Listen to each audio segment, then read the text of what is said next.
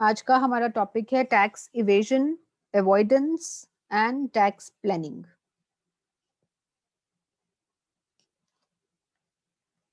So important है 5 marks के लिए।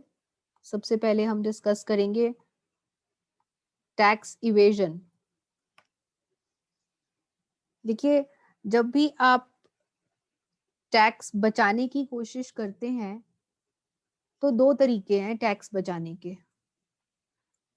एक लेजिटिमेट वे मतलब कानूनी तरीका, और एक है इलीगल वे, गैर कानूनी तरीका।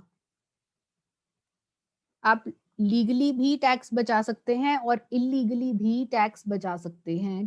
देखिए, इंडिया में टैक्स रेट्स जो हैं वो बहुत हाई हैं और टैक्स पे करना हर किसी के लिए बर्डन है। तो हर कोई चाहता है कि किस तरह से टैक्स से बचा जा सके। तो टैक्स से बचने के लिए कुछ लोग तो कानूनी तरीका अपनाते हैं और कुछ लोग गलत रास्ते पे चल पड़ते हैं और गैर कानूनी तरीका अपना लेते हैं। गैर कानूनी तरीका अपनाने में रिस्क है, क्योंकि यहाँ पे आपको पनिशमेंट हो सकती है, पेनल्टीज लग सकती हैं। तो tax evasion, avoidance and planning में से कौन सा तरीका कानूनी है और कौन सा तरीका गैर कानूनी है, इस बारे में हम एक एक करके डिस्कस करेंगे। सबसे पहला कंसेप्ट है हमारा टैक्स इवेजन का। टैक्स इवेजन जो है, यहाँ पर आप टैक्स अवॉइड करते हैं इलीगली।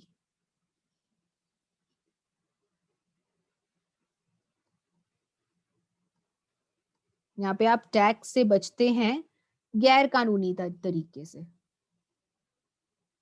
आप ऐसे मेथड्स यूज करते हैं जो कि अनएक्सेप्टेबल है।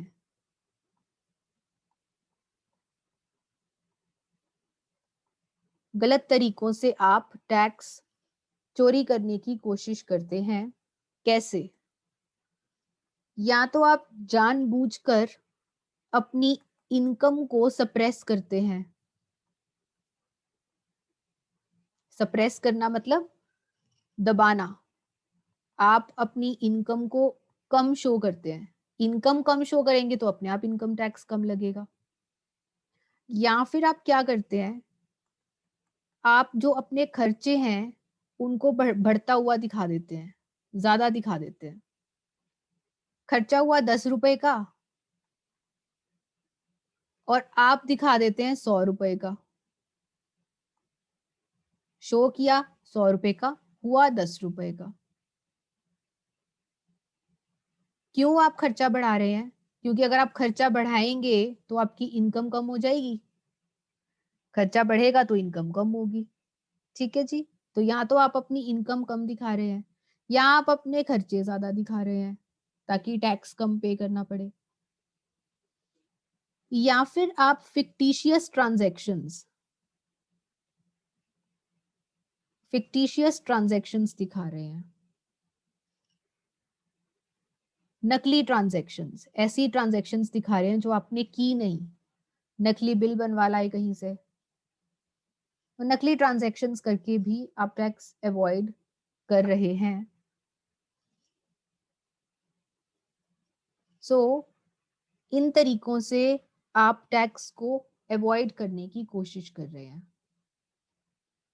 आप और क्या कर सकते हैं यहाँ पर? आप कैश पेमेंट रिसीव कर रहे हैं लेकिन आप उसको गवर्नमेंट को नहीं दिखा रहे। ये भी गलत है। ये सब इलीगल है, जिस बारे में मैं बात कर रही हूँ ये सब इलीगल है। अगर आप ऐसा कर रहे हैं तो आप क्राइम कर रहे हैं, आप एक जुर्म कर रहे हैं और इसके लिए आपको भारी जुर्माना लग सकता है। ह्यूज पेनल्टीज लग सकती हैं। आपको फाइन्स पे करने पड़ सकते हैं, आपके ऊपर केस चल सकता है, क्योंकि आप गलत कर रहे हैं। आप कोई भी इलीगल गलत काम करेंगे गैर कानूनी तो पनिशमेंट्स और पेनल्टीज तो लगेंगी ही। तो ये जो वे है टैक्स चोरी करने का, ये एक रिस्की तरीका है। और टैक्स अवॉइडेंस के कुछ एग्जाम्पल्स करते हैं। क्या एग्जाम्पल्स हैं टैक्स अवॉइडेंस के?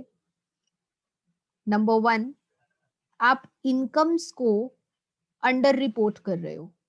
इनकम हो ज्यादा रही है लेकिन आप दिखा कम रहे हैं, या तो कम दिखा रहे हैं आप,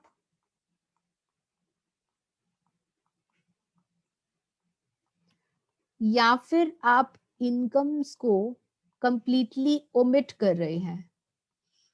व्हाट इज ओमिशन? ना दिखाना। आप दिखा ही नहीं रहे, आप इनकम कमा तो रहे हैं लेकिन सरकार को दिखा नहीं रहे। दिखाएंगे तो टैक्स पे करना पड़ेगा, इसलिए नहीं दिखा रहे आप। या फिर आपने अपनी बुक और बुक्स ऑफ अकाउंट्स के 2 सेट्स बना रखे हैं। एक जिसमें आप 1 नंबर की ट्रांजैक्शंस रिकॉर्ड करते हो, और दूसरी बुक्स जिसमें आप 2 नंबर की ट्रांजैक्शंस रिकॉर्ड करते हो। तो ये भी आप इलीगल कर रहे हैं। और आप ऐसी डिडक्शंस दिखा रहे हैं जो कि आप नहीं करते, फॉल्स डिडक्शंस, ताकि आपकी इनकम कम हो जाए। आप कैपिटल गेन्स कमा तो रहे हैं। What are capital gains? आप कोई एसेट बेच रहे हैं, मान लो आपने घर बेचा और आपको प्रॉफिट हुआ 10 लाख का, इसको कैपिटल गेन कहते हैं। कैपिटल गेन्स को आप नहीं दिखा रहे, नॉन डिस्क्लोजर। आप गवर्नमेंट को नहीं दिखा रहे कैपिटल गेन्स को। So these are few examples of tax evasion जो कि इलीगल हैं। तो ये तरीका जो टैक्स बचाने का तरीका है, दिस इज इलीगल वे, गैर कानूनी तरीका है, अनएक्सेप्टेबल है। और इसको अगर आप अपनाते हैं तो आपको पेनल्टीज, फाइन, पनिशमेंट हो सकती है। ये एक जुर्म है और ये इसके कुछ एग्जाम्पल्स हैं। दूसरा कंसेप्ट करते हैं।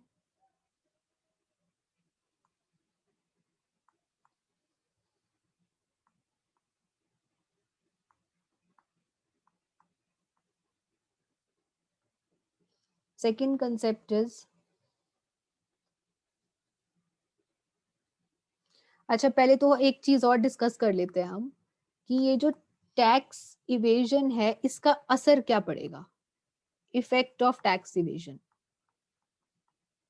टैक्स इवेजन का क्या असर होगा अगर हम कंट्री पर देखें। एक तो इससे इकोनॉमिक इनइक्वालिटीज बढ़ेंगी। इकोनॉमिक इनइक्वालिटीज क्यों बढ़ेंगी? जो अमीर है वो अमीर होता जाएगा और जो गरीब है वो और गरीब होता जाएगा, क्योंकि सरकार के पास जो टैक्स है वो कम पहुंचेगा। Poor collection of tax revenue, government के पास टैक्स का अमाउंट कम पहुंचेगा, और कम पहुंचने की वजह से जो सरकार है वो जन कल्याण के लिए जो एक्टिविटीज करती है, जनरल वेलफेयर के लिए जो एक्टिविटीज करती है, उसके लिए पैसा नहीं मिल पाएगा सरकार को। और ब्लैक मनी क्रिएट होगा, काला धन। ब्लैक मनी से जब जब ब्लैक मनी ज्यादा होता है तब तब क्या होता है, जो इन्फ्लेशन है, महंगाई है, वो बढ़ जाती है। ये इफेक्ट रहेगा टैक्स इवेजन का। क्यों करते हैं लोग टैक्स इवेजन? रीजंस, क्या कारण है जिसकी वजह से लोग टैक्स चोरी करने की कोशिश करते हैं? इंडिया में ना जो टैक्स रेट्स हैं वो बहुत ज्यादा हैं, हाई टैक्स रेट्स। जितने ज्यादा टैक्स रेट्स होंगे उतना चोरी की संभावना बढ़ेगी। इंडिया में ब्राइबरी बहुत है, रिश्वतखोरी।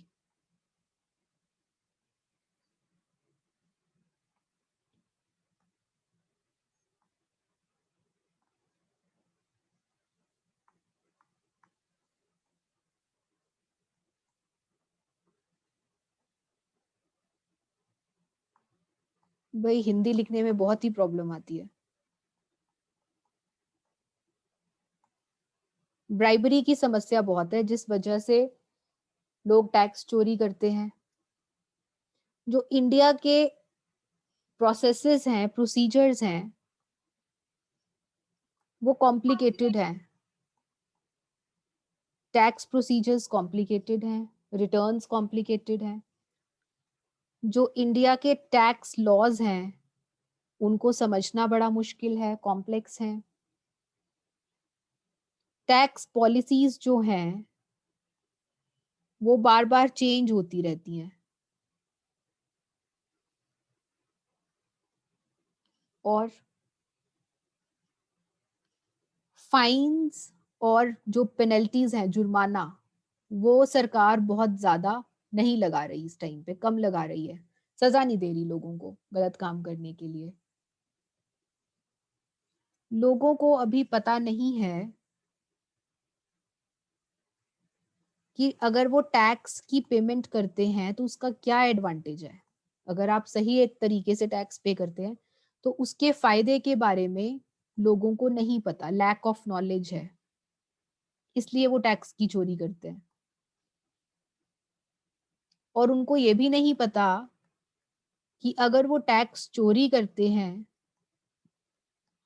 तो उसके डिसएडवांटेजेस क्या हैं, क्या क्या भुगतना पड़ सकता है उनको, ये भी नहीं पता। इस वजह से वो लोग टैक्स चोरी करते हैं। ठीक है जी, ये आपसे 5 मार्क्स में पूछा जा सकता है। Second concept is tax avoidance. पहला कंसेप्ट क्या है? Tax evasion. Second is tax avoidance. Tax avoidance क्या है? ये एक लीगल तरीका है टैक्स बचाने का। इसमें जो टैक्स पेयर है वो अपने टैक्स को बचाने की कोशिश करता है by exploiting a legal ambiguity. What is legal ambiguity? कानूनी अस्पष्टता। कभी कभी जो लॉज हैं, जो लॉ मेकर है, वो लॉ की जो लैंग्वेज है उसको क्लियर नहीं कर पाता। तो जब वो लॉ की लैंग्वेज को क्लियर ना कर पाए, उसमें कुछ ना कुछ कमी रह जाए, अस्पष्टता रह जाए, तो लोग उस अस्पष्टता का फायदा उठाने लग जाते हैं।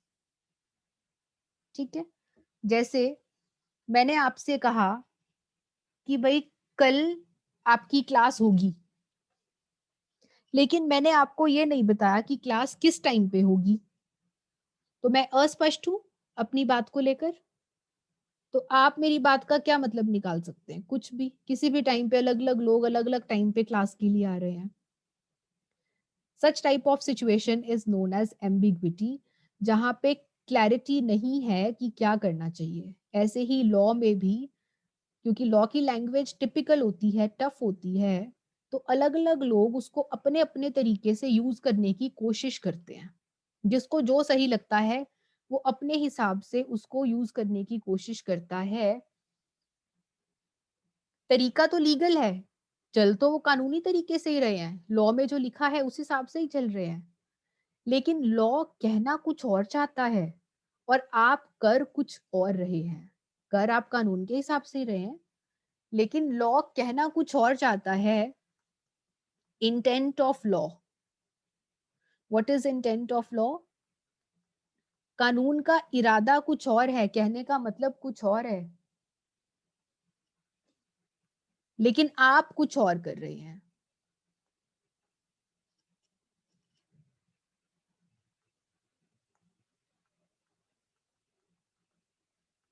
आप कानून के इरादे को एक्सप्लॉइट कर रहे हैं अपने मतलब के लिए। और ऐसा इसलिए होता है जब कानून में लूप होल्स हो। What is a loop hole? Loop hole मतलब कानून में किसी तरह की कोई कमी है जिसका फायदा लोग उठाते जा रहे हैं। जब तक ये लूप होल भरेगा नहीं, जब तक ये कानून चेंज नहीं होगा, तब तक लोग इसका फायदा उठाते रहेंगे। क्योंकि कानून अपने आप में स्पष्ट नहीं है, तो लोग अपने हिसाब से उसको इंटरप्रेट करेंगे, उसको समझने की कोशिश करेंगे अपने हिसाब से, और अपने हिसाब से वो इस तरह से करेंगे जिससे कि टैक्स बच जाए और उनका फायदा हो जाए। लेकिन क्योंकि हम चल लॉ के हिसाब से रहे हैं, इसलिए ये तरीका इलीगल नहीं है, ये लीगल वे है। लेकिन आप किसी लूप होल का फायदा उठाकर अपने टैक्स को बचाने की कोशिश कर रहे हैं। This is what is known as tax avoidance. ठीक है जी। लास्ट कंसेप्ट है आपका टैक्स प्लानिंग का। Excuse me ma'am.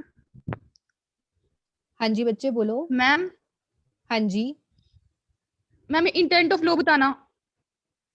ठीक है बेटा, अपना ऑडियो ऑफ कर दो। अब intent of law ma'am. Audio of कर लो, इसके बाद अपना मैं बताती हूँ।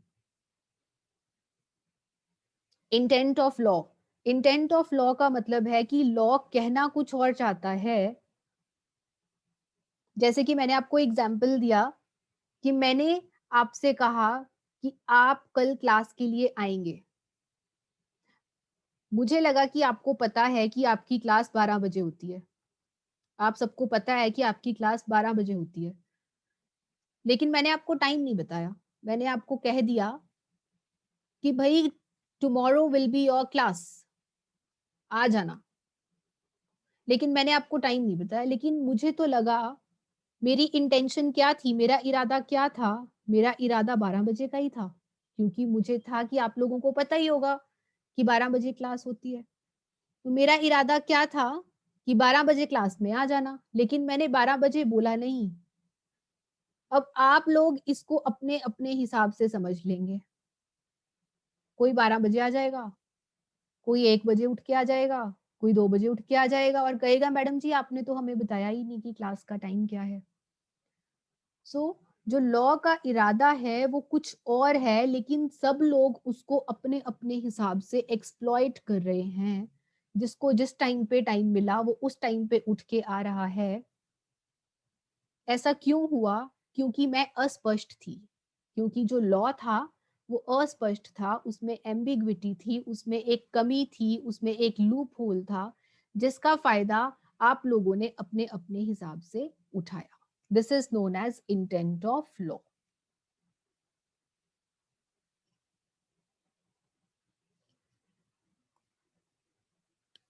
Next is tax planning.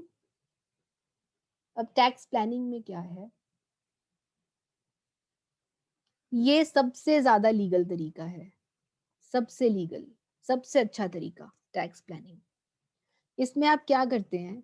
इसमें आप पूरा का पूरा इनकम टैक्स लॉ के हिसाब से चलते हैं। इनकम टैक्स लॉ में एग्जेम्पशन लिमिट्स हैं, जैसे वो 2.5 लाख वाली, 3 लाख वाली, आप उसका फायदा उठाते हैं। आप रिबेट्स का फायदा उठाते हैं, कुछ छूट दी गई है, जैसे 87A के अंडर रिबेट है, उसकी छूट दी गई है। कुछ रिलीफ्स हैं, आपको लॉ ने दिए हैं। लॉ ने खुद बोला है कि आपको रिलीफ मिलेगा, जैसे कि आपको सरचार्ज के केस में मार्जिनल रिलीफ दिया है, सरकार ने उसमें कटौती कर दी। उसके बाद सरकार ने आपको डिडक्शंस की फैसिलिटी दी है। आप सेक्शन 80 में डिडक्शंस ले सकते हो। अगर आप किसी तरह की सेविंग्स करते हो तो आपको डिडक्शंस मिल जाएंगी। तो आपको सरकार ने कुछ छूट, एग्जेम्पशंस, रिबेट्स, रिलीफ्स और डिडक्शंस एटसेट्रा का प्रोविजन इनकम टैक्स लॉ ने रखा है। अगर आप इन लीगल तरीकों से चलो तो आप बड़े आराम से, बिना किसी लीगल प्रोविजन को तोड़े, अपना टैक्स बचा सकते हो और कोई आपसे कुछ कह भी नहीं सकता। ये क्राइम भी नहीं है, आप पूरा का पूरा लॉ के हिसाब से चल रहे हो। ठीक है जी। This is known as tax planning. Law के हिसाब से चलना, इनकम टैक्स लॉ की प्रोविजंस का फायदा उठाना is known as tax planning.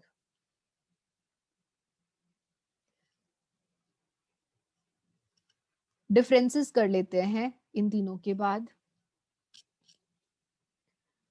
सबसे पहला है कि टैक्स अवॉइडेंस और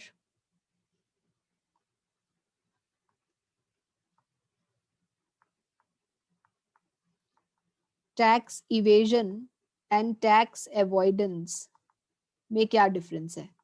ये हमारा फर्स्ट कंसेप्ट था, इलीगल वाला, ये लीगल वाला। ये लीगल वाला है लेकिन ये गलत है फिर भी। ठीक है जी, ये बात करते हैं। अगर हम लीगैलिटी की बात करें, लीगैलिटी, तो ये तो इलीगल है, ये लीगल है।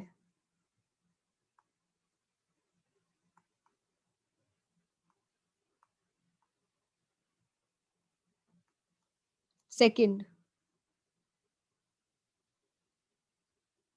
इसमें आप कौन सा मेथड कौन सा यूज करते हो? इसमें आप अनफेयर मेथड्स यूज करते हो। अनफेयर मेथड्स मतलब अनुचित तरीके। आप अनुचित तरीके यूज करके टैक्स चोरी कर रहे हैं। और अगर हम इसकी बात करें तो यहाँ पर आप किसी कमी का फायदा उठा रहे हैं। है तो लीगल लेकिन किसी कमी का फायदा उठा रहे हैं।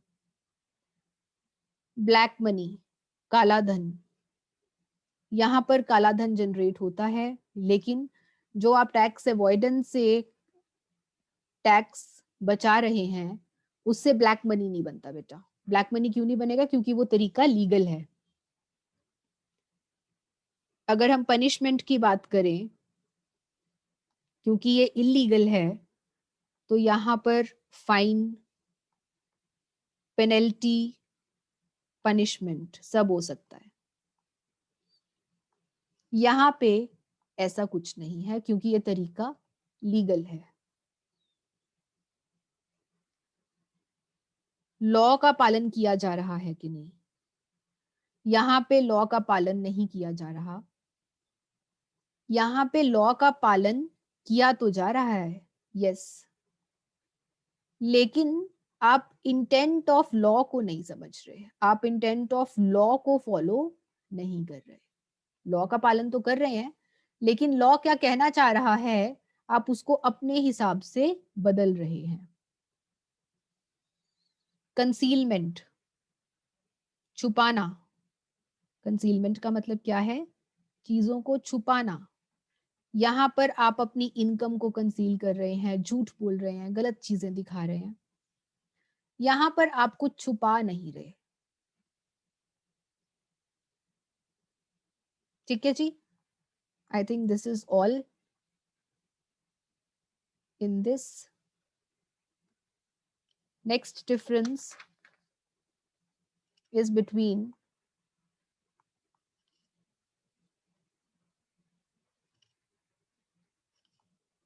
tax planning and tax avoidance. Second and third में. This is third and this is second.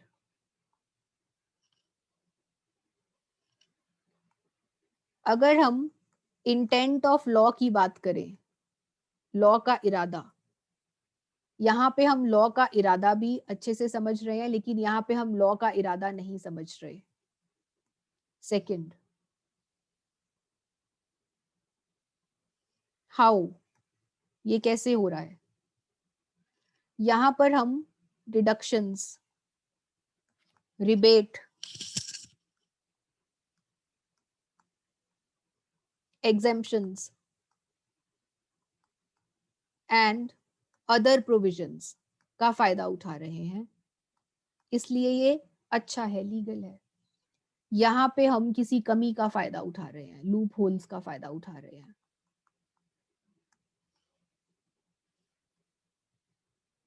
ये परमानेंट है, स्थायी, क्योंकि प्लानिंग से आप चल रहे हैं तो ये परमानेंट है। ये टेम्परेरी है, अस्थाई, आज है हो सकता है कल ना हो। क्यों?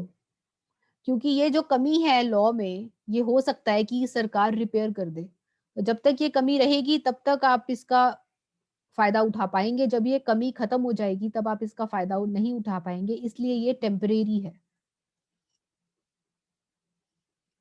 फ्यूचरिस्टिक, फ्यूचर को नजर में रखती है या नहीं? यस, दिस इज फ्यूचरिस्टिक, क्योंकि आप प्लानिंग कर रहे हैं, प्लानिंग हमेशा फ्यूचरिस्टिक रहती है, लेकिन दिस इज नॉट फ्यूचरिस्टिक। क्यों? क्योंकि ये लूप होल आज है तो आप इसका फायदा उठाएंगे, कल नहीं होगा तो आप इसका फायदा नहीं उठा पाएंगे. सो दिस इज नॉट फ्यूचरिस्टिक. अगर हम लीगैलिटी की बात करें, this is legal. This is legal and ethical. कानूनी भी है और सही भी है. कानूनी भी है और नैतिक भी, सही भी है. ये लीगल तो है, लेकिन एथिकल नहीं है, अनएथिकल. नैतिक नहीं है. This is not ethical. This is unethical.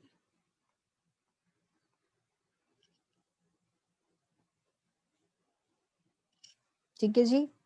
एक और डिफरेंस है आपकी बुक में, tax planning and tax evasion में. दैट इज फर्स्ट में और थर्ड में डिफरेंस. ये आप अपने आप करेंगे, समझ में आ जाएगा आपको बहुत आराम से. सो this is all in your first chapter. हमारा इसके साथ ही फर्स्ट चैप्टर खत्म हो गया है. इसमें जो इम्पोर्टेंट चीजें हैं, इम्पोर्टेंट क्वेश्चंस, वो मैं डिस्कस कर लेती हूँ. Important questions of chapter 1.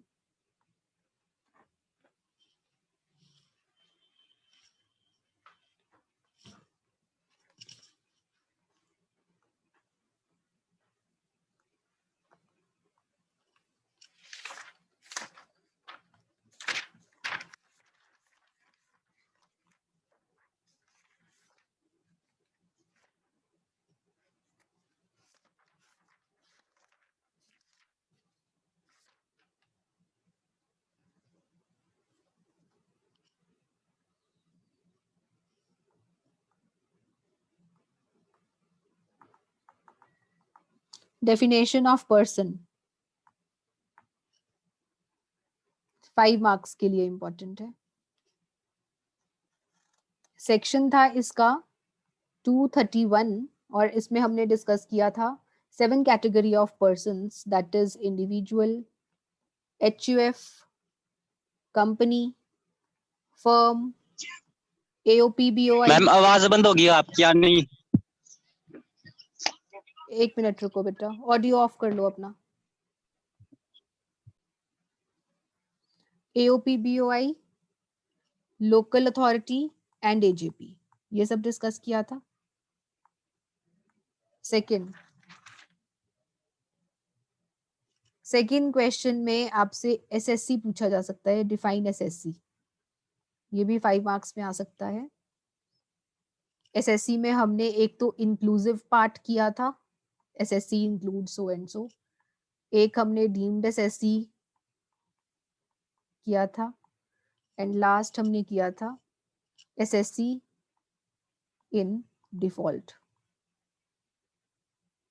ठीक है जी.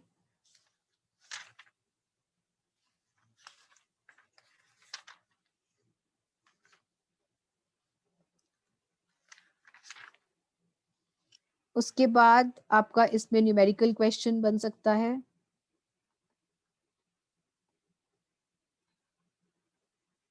स्लैब रेट्स का, फर्स्ट स्लैब रेट्स का बन सकता है, या फिर आपका सरचार्ज एंड मार्जिनल रिलीफ. इसका न्यूमेरिकल क्वेश्चन बन सकता है 15 मार्क्स में.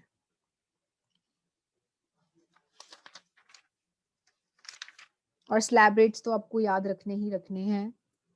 और लास्ट आपका है जो आज हमने कंसेप्ट किया है, that is tax evasion, avoidance, planning. इनके डिफरेंसेस प्लस इनकी डेफिनेशंस, कुछ भी आ सकता है. ये 15 मार्क्स में भी पूछा जा सकता है आपको और ये 5 मार्क्स में भी पूछा जा सकता है. वैसे 5 मार्क्स के लिए ज्यादा इंपॉर्टेंट है ये. ठीक है जी. इसके साथ ही आपकी बुक के बैक साइड पे कुछ ऑब्जेक्टिव टाइप क्वेश्चंस दे रखे हैं, उनको जरूर करना. अपनी अंडरस्टैंडिंग के लिए उनको जरूर करना. उससे आपके कंसेप्ट्स क्लियर होंगे। ठीक है जी, so this is all for today. कल से हम न्यू चैप्टर स्टार्ट करेंगे, दैट इज रेजिडेंशियल स्टेटस। उसमें से क्वेश्चन पक्का आता है 100%।